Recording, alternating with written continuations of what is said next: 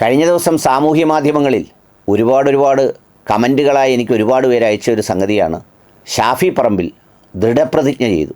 അത് കുറേ പേർക്ക് സഹിക്കാൻ കഴിയുന്നില്ല. എന്നാൽ ഒവൈസി അള്ളാഹുവിൻ്റെ നാമത്തിലാണ് ചെയ്തത്.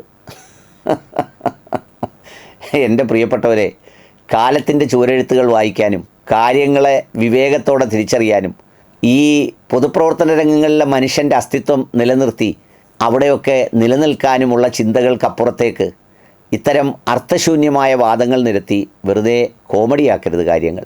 ഷാഫി പറമ്പിൽ വടകരയിൽ നിന്ന് ജയിച്ച ജനപ്രതിനിധിയാണ്. ഇനി പാലക്കാട് തിരഞ്ഞെടുപ്പ് നടക്കാനും പോവുകയാണ്. വടകരയിൽ നിന്ന് ഷാഫി പറമ്പിൽ മത്സരിക്കാനെത്തിയപ്പോൾ പലരും പല രീതിയിൽ വിലയിരുത്തുന്നുണ്ടെങ്കിലും വ്യക്തിപരമായി ആ മനുഷ്യനെ സംബന്ധിച്ചിടത്തോളം ഒരു രാഷ്ട്രീയ നേട്ടമായി ഞാനതിനെ കാണുന്നില്ല. ഇനി ഭാവി മറ്റൊരു തരത്തിൽ അദ്ദേഹത്തിന് രൂപപ്പെട്ടു വന്നില്ലെങ്കിൽ, രാഷ്ട്രീയത്തിൽ എപ്പോഴും ഭാവി എന്ന് പറയുന്നത് നമുക്ക് പ്രവചിക്കാനാവാത്തതാണ്.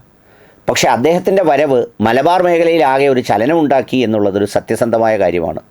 വടകരയിൽ മാത്രമല്ല, കണ്ണൂരിലും കാസർഗോഡും അതുപോലെ തൊട്ടടുത്തുള്ള മണ്ഡലങ്ങളിലൊക്കെയും ഷാഫി പറമ്പിലിൻ്റെ ഒരു വരവും അത് സൃഷ്ടിച്ച ഓളവും ഒരു കരുത്തായി എന്നുള്ളതിൽ യാതൊരു സംശയവുമില്ല. യഥാർത്ഥത്തിൽ മലബാർ മേഖലയിൽ ആര്യാടൻ മുഹമ്മദിന് ശേഷം അത്തരത്തിൽ ഒരു ശ്രദ്ധേയനായി വളർന്നു വരാനുള്ള സാഹചര്യം ആ മനുഷ്യനെ സംബന്ധിച്ചിടത്തോളം മുന്നിലുണ്ട്. അദ്ദേഹത്തിൻ്റെ മേൽ എന്തെല്ലാം തരത്തിലുള്ള ആക്ഷേപങ്ങളും ആരോപണങ്ങളും കേട്ടാണ് പുള്ളി കടന്നു വന്നത്.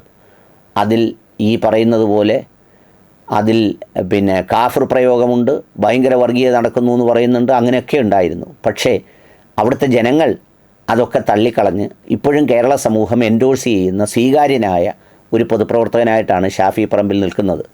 ആ ഷാഫി പറമ്പിലിനെ റഹീമിനെ തന്നെ അയച്ച് ഒരു വിഷവിത്താണെന്നും കേരളം കണ്ട ഏറ്റവും വലിയ വിഷമാണെന്നും ഒക്കെ പ്രസംഗം പോലും അതിജീവിച്ചാണ് അദ്ദേഹം നിലനിൽക്കുന്നത്. ഇവിടെ സത്യപ്രതിജ്ഞാ ചടങ്ങിൽ ഈ പറയുന്നത് പോലെ അള്ളാഹുവിൻ്റെ നാമത്തിൽ സത്യപ്രതിജ്ഞ ചെയ്യണം എന്ന് ഒരിടത്തും രേഖപ്പെടുത്തപ്പെട്ടിട്ടുമില്ല. അതൊരു വിശ്വാസിയെ സംബന്ധിച്ചിടത്തോളം അതിലൊരു കാര്യവുമില്ല. യഥാർത്ഥത്തിൽ അള്ളാഹുവിനെ സൂക്ഷിച്ചും അത്തരം ധാർമ്മികതയെ ഭയപ്പെട്ടും അധർമ്മങ്ങൾ ചെയ്യാതെയും അഴിമതി ചെയ്യാതെയും ഇടങ്ങേറ് ചെയ്യാതെയും മനുഷ്യനെ ഭരിക്കുക എന്ന് പറയുന്നത് ഏറ്റവും വലിയൊരു അമലാണ്. ഏറ്റവും വലിയ പടച്ചോൻ ഇഷ്ടപ്പെട്ട ഒരു സംഗതിയാണ്. സേവന പ്രവർത്തനം, സാമൂഹ്യ പ്രവർത്തനം, മനുഷ്യരെ സഹായിക്കൽ, അതൊക്കെ നമസ്കാരത്തെ പോലുമോ ചില സന്ദർഭങ്ങളിൽ പള്ളിയിൽ കഴിഞ്ഞുകൂടുന്നതിനേക്കാൾ വലിയ ശ്രേഷ്ഠതയുള്ളതാണ് ആളുകളുടെ വിഷമങ്ങൾ പരിഹരിക്കാനെന്നുള്ളതാണ്. ആ അർത്ഥത്തിൽ ഈ പൊതുപ്രവർത്തകരാകുന്ന മനുഷ്യർ നമ്മളൊക്കെ തുപ്പിയും താടിയും തലയെക്കെട്ടും കെട്ടി പള്ളിയിലിരിക്കുന്നവരല്ലെന്ന് തോന്നുന്നെങ്കിൽ പോലും അതിനേക്കാൾ കൂടുതൽ അമലുകൾ ചെയ്യുന്ന ധാരാളം മനുഷ്യരാണ് എന്നുള്ളൊരു ബോധ്യമുണ്ട്. അതിൻ്റെ നെയ്യത്തും മനസ്സിൻ്റെ ഉള്ളിൽ ആ ഒരു വിചാരവും ഉണ്ടാകണമെന്ന് മാത്രമേ ഉള്ളൂ. അതിപ്പോൾ മൈക്കിലൂടെ എടുത്തു വെച്ച് അള്ളാഹുവിൻ്റെ നാമത്തിലെന്ന് പറയാത്തത് കൊണ്ട് ആകാശം ഇടിഞ്ഞു വീണു, കടൽ പൊട്ടിപ്പോയി എന്നൊക്കെ പറയുന്നത് ഒരു സ്നേഹമൊന്നുമല്ല. അത് ഒരുതരം ഒരു കിരികിരിപ്പ്, കുരുകുരുപ്പ്, കുനുകുനുപ്പ് എന്നൊക്കെ പറയാവുന്ന ഒരു പ്രത്യേക തരത്തിലുള്ള രോഗമാണ്.